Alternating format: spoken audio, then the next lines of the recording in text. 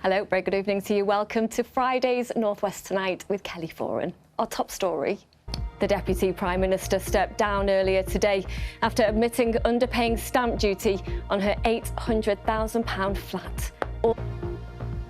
For a teenage mum from a council estate in Stockport to serve at the highest level of government has been the honour of my life. That's what Angela Rayner wrote to the Prime Minister today as she resigned as his Deputy and Housing Secretary. She said she accepted she didn't meet the highest standards over the purchase of a flat on the South Coast, where she didn't pay enough stamp duty. Phil McCann is live now in her Ashton-under-Lyne constituency. Phil.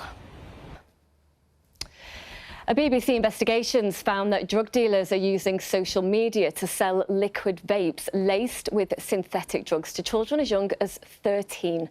Lancashire had the highest number of spice-laced vapes confiscated by schools across 7 regions in England. Eunice Muller is here with more.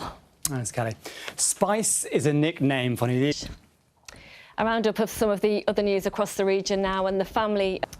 OK, here are some of the other stories that people are reading from around BBC News. And 500 stagecoach bus drivers in Merseyside and Lancashire are set to strike in a row over pay. The first of 2 week-long walkouts is due to take place from the 29th of September. Residents impacted by the construction of 4 large industrial warehouses overshadowing their homes in Greater Manchester have now formed a protest group, and the Isle of Man experienced its warmest summer on record this year. The previous high was back in 1995. You can find out more on these stories, bbc.co.uk or on the News app. It was a story that saved this Coronation Street star's life. Sally Dinaver was diagnosed with breast cancer at the age of 46. At the time, her character, Sally Webster, had the same disease. Since her recovery, the actor has taken on many challenges, and tomorrow she sets off to climb Mount Kilimanjaro, raising money for the Manchester-based charity Prevent Breast Cancer. Here's Anna Jameson. Now, a film about this Merseyside band, The Coral, gets its local premiere tonight in New Brighton ahead of its nationwide release next week. Now, if you aren't familiar with the name, you'll definitely recognise those songs. You'll hear them in just a moment. And the documentary film has been narrated by the band and starts with their beginnings as teenagers from Hoylake.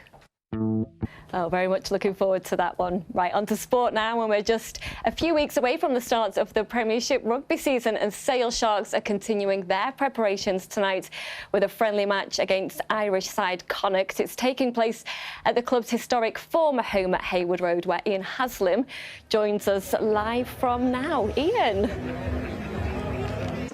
I have to say, I was sitting next to Kay today, and the amount of people that come over and ask whether they should or shouldn't go ahead with their plans, you have the answer. Everyone listens to a word I say. Everything. I think you've cheered us up with that one. Till Sunday, anyway. Good night. Take care.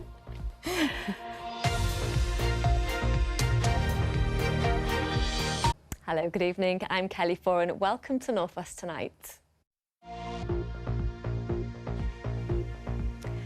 Angela Rayner today resigned as Deputy Prime Minister and Housing Secretary.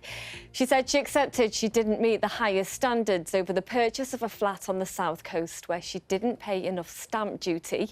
Phil McCann has spent the day in her Ashton-under-Lyne constituency to find out what people think of their MP. Phil McCann reporting there. Now, Jaguar Land Rover has told workers at its main sites, including at Halewood on Merseyside, to stay. Looks like an interesting documentary, doesn't it? Right, time to take a look at the weather. Here's Kay. That's all from here then. Enjoy what's left of your evening. Good night.